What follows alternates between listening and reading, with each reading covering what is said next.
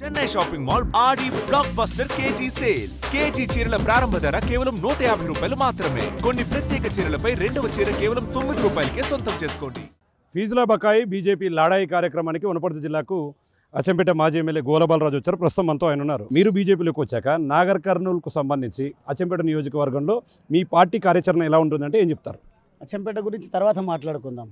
నాకు జన్మనిచ్చిన ఈ గడ్డ పైన ఒక పోరాటానికి మద్దతుగా నిలవడం అనేది నేను అదృష్టంగా భావిస్తాను. భారతీయ జనతా యువమోర్చా చేపట్టినటువంటి ఈ నిరసన కార్యక్రమానికి నేను రావడం జరిగింది. మొదటగా మా ప్రయారిటీ విద్యార్థుల ఫీజు రియంబర్స్మెంట్ పైన ఉంటుంది. అంటే రాష్ట్రంలో భవిష్యత్తులో బీజేపీ, కాంగ్రెస్, బీఆర్ఎస్ ఎవరికి వారే మేము ప్రత్యామ్నాయ పార్టీలమని చెప్పుకుంటున్నారు. నిజంగా ప్రత్యామ్నాయ పార్టీకి వస్తే ఏం చెప్తారు మీరు? మీరు చెప్పాలి. వాస్తవంగా అధికారాన్ని ఒరగబెట్టినటువంటి బీఆర్ఎస్ పార్టీని చూసినాం.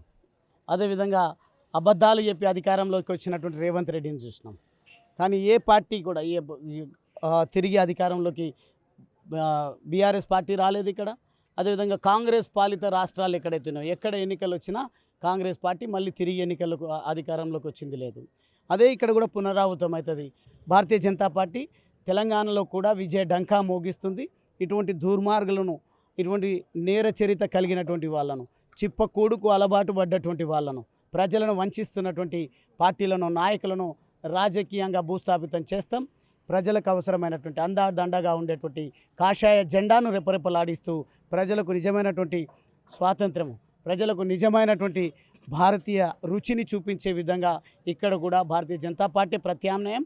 ఎవరెన్ని జబ్బలు చరుచుకున్నా వచ్చేది మాత్రం భారతీయ జనతా పార్టీ తెలంగాణలో అధికారం అనేది ఈ సందర్భంగా నేను తెలియజేస్తాను.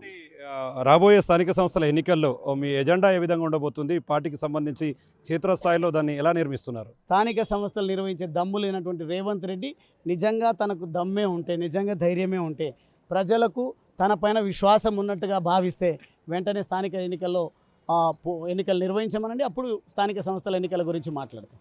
సో మొత్తంగా తెలంగాణ రాష్ట్రంలో ఒకవైపు కాంగ్రెస్, మరోవైపు బీఆర్ఎస్ను నమ్మే ఆలోచనలో ప్రజలు లేరని, రాబోయే రోజుల్లో బీజేపీ పార్టీ ప్రత్యామ్నాయ పార్టీగా ఉండబోతుందని చెప్పి కూడా అచ్చంపేట మాజీ ఎమ్మెల్యే బాలరాజు చెప్తున్నటువంటి పరిస్థితి ఇక్కడ కనిపిస్తుంది. ఇది ఇక్కడ అప్డేట్. కెమెరా పర్సన్ రాజుతో శంకర్, బిగ్ టీవీ, వనపర్తి నుండి.